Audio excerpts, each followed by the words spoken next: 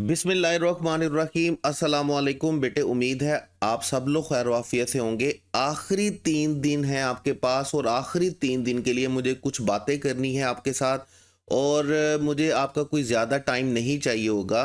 वो जैसे आप समटाइम्स आप होता है ना, आप कमेंट्स पढ़ते हैं या कोई वीडियो देखते हैं तो उसके ऊपर लिखा होता है watch it and thank me later या read it and thank me later. तो बिलीव मी उसी तरह की वीडियो होने वाली है। आप इस वीडियो को एंड तक देखेंगे, हर बात को समझेंगे और believe me you are going to thank me later. तो बहुत ज़्यादा टाइम आपका नहीं चाहिए, कुछ मिनट्स आपके चाहिए। देखें, नंबर 1 मैं 6 7 8 बातें आपके साथ करूंगा और बड़ी ही प्रैक्टिकल और बड़े ही एक्सपीरियंस के साथ ये बातें मैं बोलूंगा और बड़ी जिम्मेदारी के साथ, बड़ी ईमानदारी के साथ। एक एक बात सच्ची होगी और एक एक बात आपकी साइकोलॉजी की, जो स्टूडेंट साइकोलॉजी है उसके अकॉर्डिंगली होगी। ठीक है, साइकोलॉजिकली फिट होगी और हर तरह से विल बेनिफिट यू इंशाल्लाह ताला। देखें, नंबर 1 जो बात मैं करने जा रहा हूं वो है डोंट लर्न एनीथिंग न्यू। देखिए, स्टूडेंट्स की क्या कोशिश होती है कि पेपर स्टार्ट होने से 1 मिनट पहले तक भी आप क्या करें, आप कुछ ना कुछ नया सीख लें।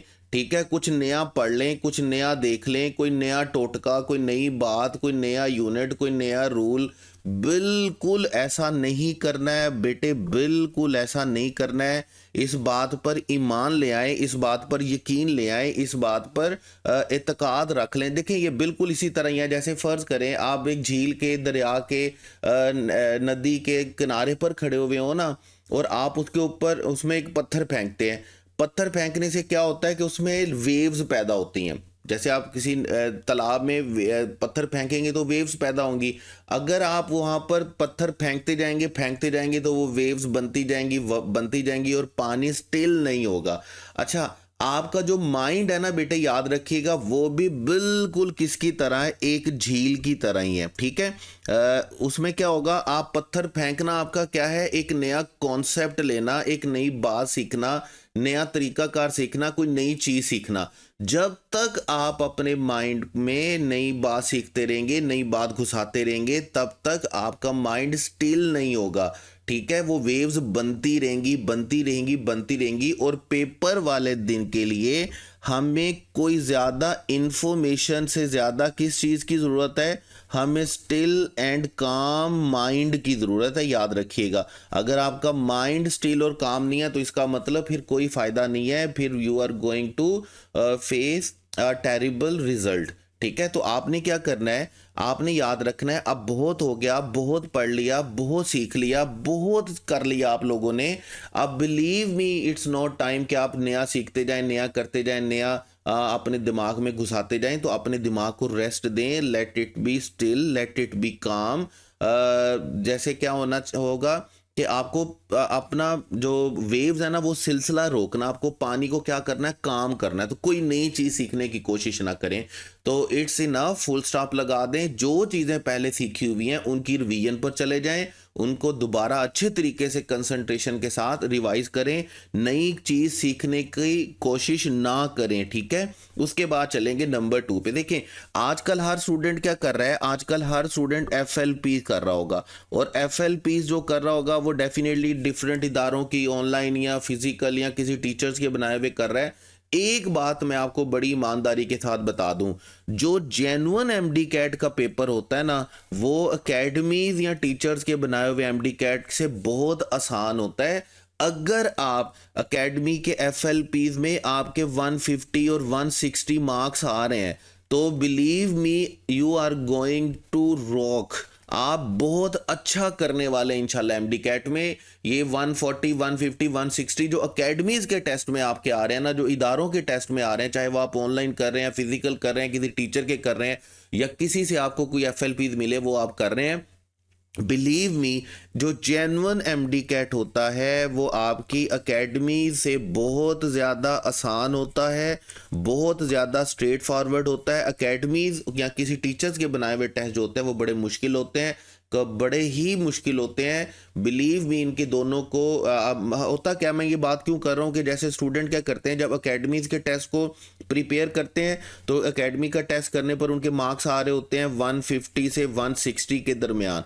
अब ये जो मार्क्स होते हैं ना 150 या 160 या 140 के करीब करीब कह लें प्लस माइनस, तो बच्चे डिस्टर्ब हो जाते हैं, बच्चों का मोराल डाउन हो जाता है, बच्चों का कॉन्फिडेंस पहला नहीं रहता। बिलीव मी अकेडमीज में अगर आपके 140 150 160 के दरमियान मार्क्स आ रहे हैं तो एमडी कैट में आपके इंशाल्लाह ताला बहुत ज़्यादा अच्छे नंबर आने वाले हैं। इस बात पर यकीन रखें, एतमाद रखें।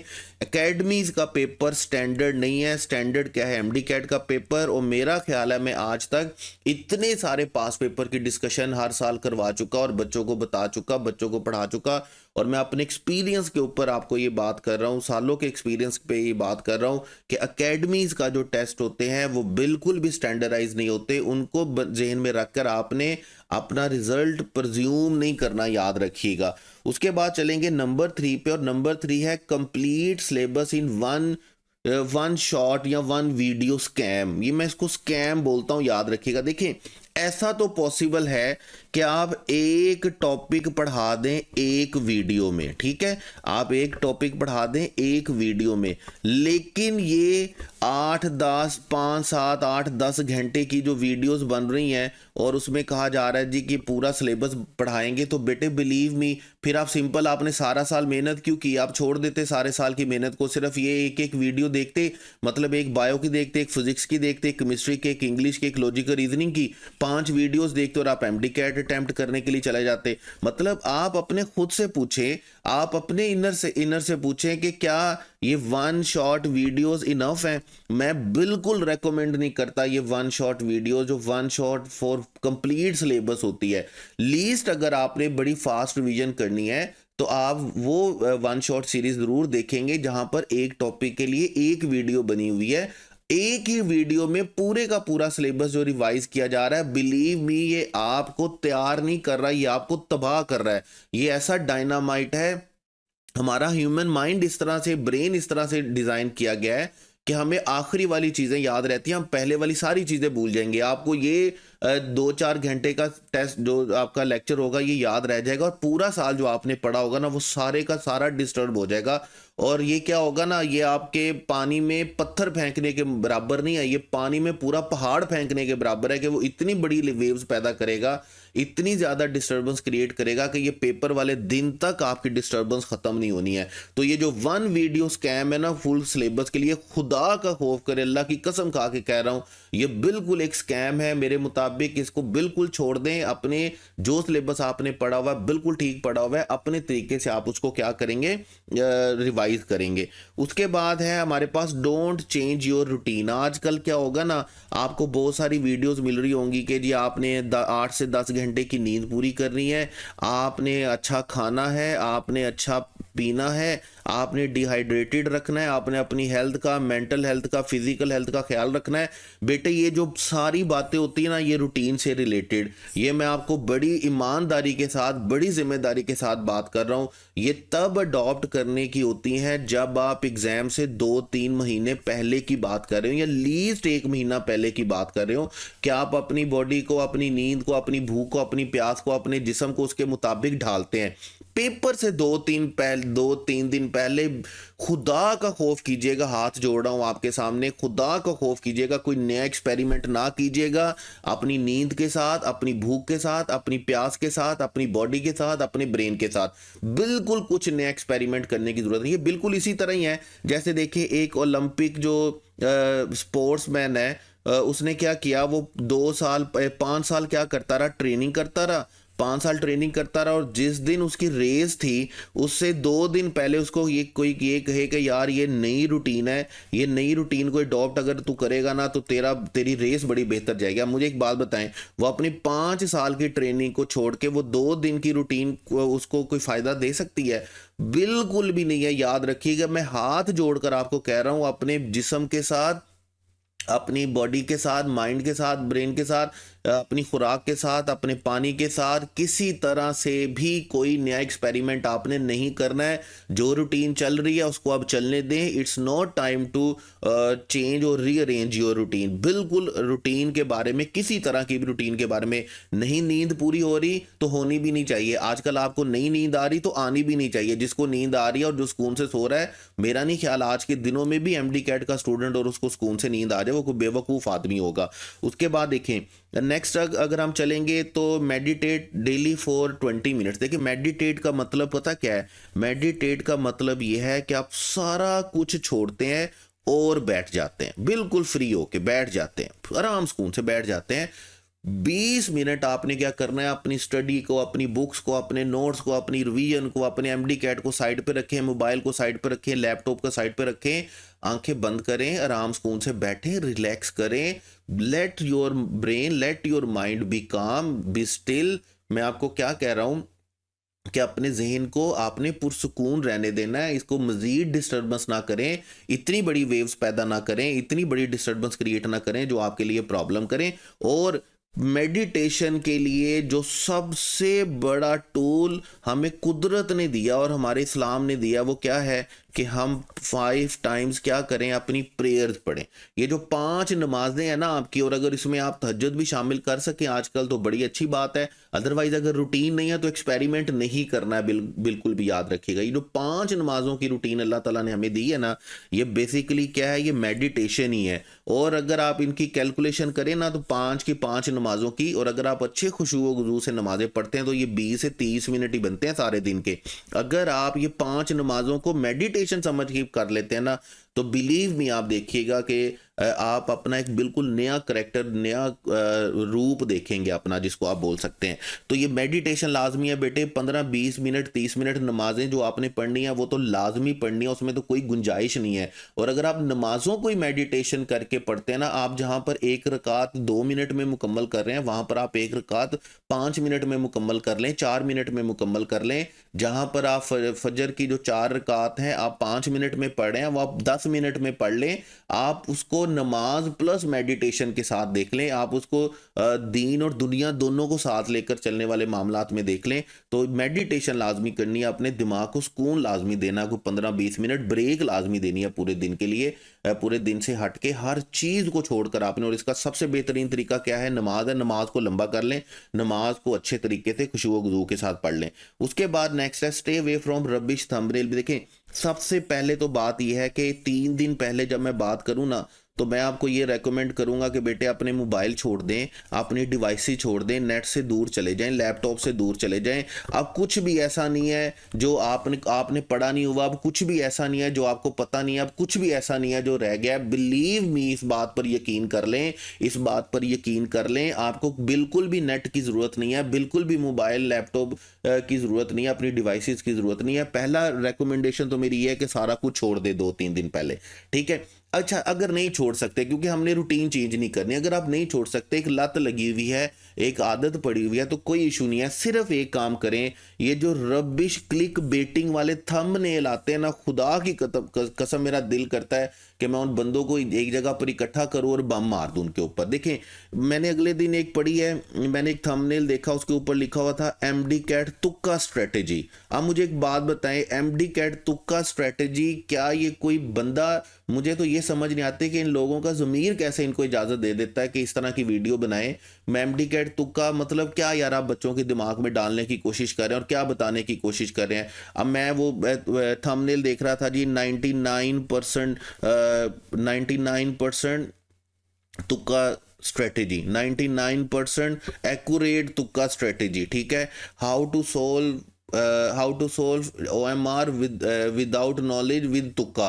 अब ये जितनी तरह की ये रबिश किस्म की है ना, सारी की सारी, बिलीव में इनको छोड़ दें, खुदा का खौफ करें, इनको छोड़ दें, इनसे आपको कोई फ़ायदा नहीं होने वाला है। ये सिर्फ क्लिक बेटिंग है, सिर्फ व्यूज़ हैं, सिर्फ वॉच टाइम है। ये बिल्कुल उसी तरह ही है जिस तरह के कोई कंटेंट क्रिएटर बना रहा होता है और उसको सिर्फ व्यूवरशिप चाहिए होती है। इस तरह के थंबनेल बिल्कुल एमडी कैट, मैं आपको पहले भी बताता आ रहा हूँ, एमडी कैट के लिए मेहनत करनी पड़ेगी, एमडी कैट के लिए मेहनत करनी पड़ती है। इसमें तुक्का, किस्मत, ये सारी चीज़ें, ये सारी सेकेंडली, थर्डली, फोर्थली चीज़ें भी नहीं होती है एमडी कैट में, होती ही नहीं है इस तरह की चीज़ें, एमडी कैट में एग्जिस्ट ही नहीं करती। तो ये जो है ना, ये जितनी सारे थंबनेल है, 5-15 मिनट में ज़िंदगी बदल जाएगी आपकी, एमडी कैट पेपर हो जाएगा आपका, 20 मिनट में पेपर हो जाएगा, 7 मिनट में पेपर हो जाएगा। तुक्का लगा लें, आपने करेक्ट ऑप्शन कैसे निकालनी है, सारे थंबनेल खुदा का खौफ करें। पहली रिकमेंडेशन तो मेरी ये है कि मोबाइल से दूर रहें, लेकिन दूसरी रिकमेंडेशन मेरी है कि अगर नहीं रह सकते हैं दिमाग को सुकून करने के लिए, अगर यूज़ करना भी है, तो ये रबिश किस्म के जो थंबनेल्स है ना, इनसे दूर रहना है आपने। उसके बाद है हमारे पास, एक बात पर यकीन कर लें, एक बात पर इत्मीनान कर लें कि आपकी प्रेपरेशन क्या हो चुकी है मुकम्मल, आपका कोर्स क्या हो चुका है बेटे मुकम्मल, आपका सिलेबस क्या हो चुका है मुकम्मल, आपने पढ़ लिया है। Now you are ready, now you are perfect. जब तक आप खुद इस बात को नहीं मानेंगे ना, तब तक बिलीव मी सिर्फ डिस्टर्बेंस ही रहेगी और कुछ नहीं रहेगा। यकीन कर लें इस बात पर कि आप रेडी हैं, आप तैयार हैं, आप ओके हैं, आपने पढ़ लिया, आपको सारा कुछ बता दिया गया, आपने सारा कुछ सीख लिया, अब कुछ भी नया सीखने वाला नहीं है। कोई भी ऐसी बात नहीं है जो आपको नहीं पता है, आपको पता है। You are ready to go, you are ready to solve, you are ready to shine, you are ready to rock.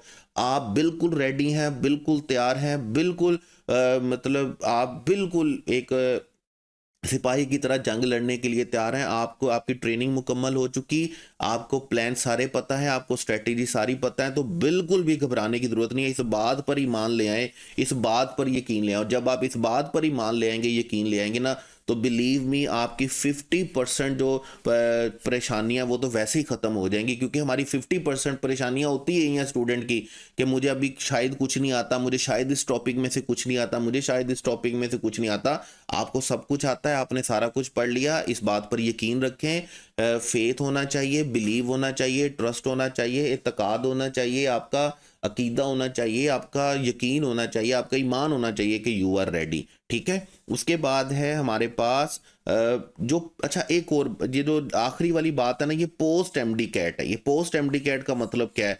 जब आप एमडी कैट पेपर देकर आए तो बिलीव मी आपने वो जो स्ट्रेस है ना, वो कंट्रोल करना, ये बाकी सारे स्ट्रेस से ज़्यादा इंपॉर्टेंट होता है।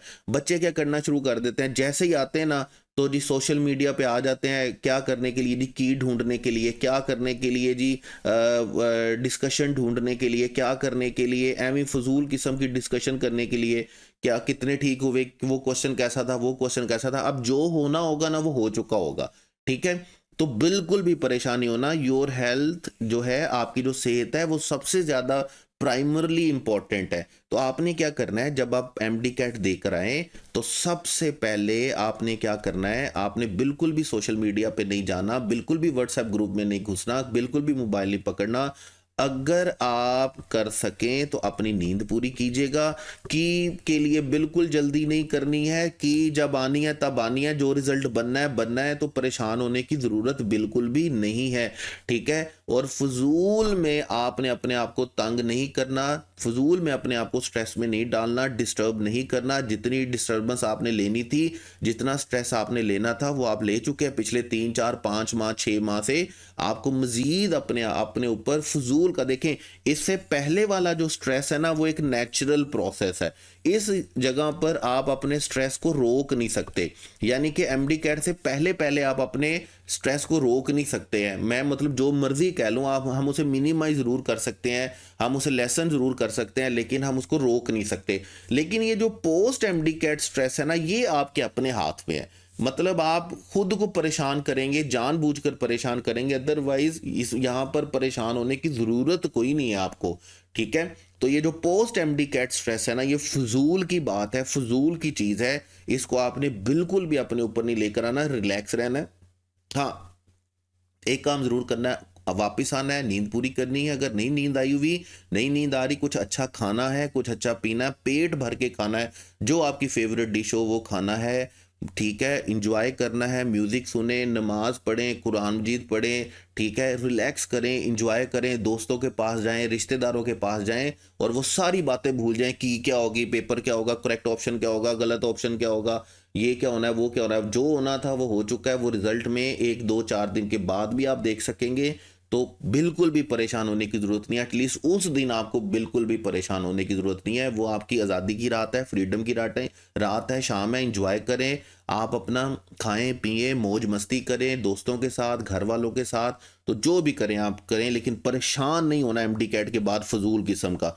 उसके बाद याद रखिएगा, आखिरी बात जो है वो मेरी तरफ से मेरे तमाम बेटों और बेटियों के लिए, मैंने अपनी भरपूर कोशिश की कि मैं वन शॉट सीरीज़ के थ्रू और पास पेपर की डिस्कशन के थ्रू मैं आपको मैक्सिमम दे सकूं मिनिमम टाइम में। अनफॉर्चुनेटली मुझे पहले शुरू करना चाहिए था, लेकिन मैंने कुछ लेट स्टार्ट किया।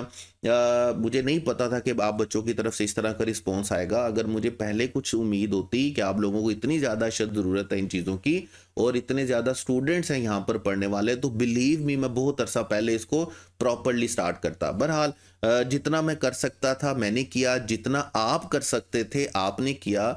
अब ये इट्स टाइम टू कि हम इस बात को क्या करें, इस बात को इस तरह सम अप करें कि मैंने भी अपनी पूरी कोशिश की, आपके सब टीचर्स ने पूरी कोशिश की, आपने अपनी पूरी कोशिश की, आपके पेरेंट्स ने आपके लिए सारी पूरी कोशिश की। तो इंशाल्लाह ताला अल्लाह ताला मेहनत ज़ाया नहीं करता। इस बात पर ईमान ले आए, अल्लाह ताला मेहनत ज़ाया नहीं करता। वो चाहे मेहनत आपकी अपनी की हुई हो, आपके वालदैन की तरफ से की गई हो आपके लिए, या आपके टीचर्स की गई हो आपके लिए, अल्लाह ताला किसी की मेहनत को ज़ाया नहीं करता है।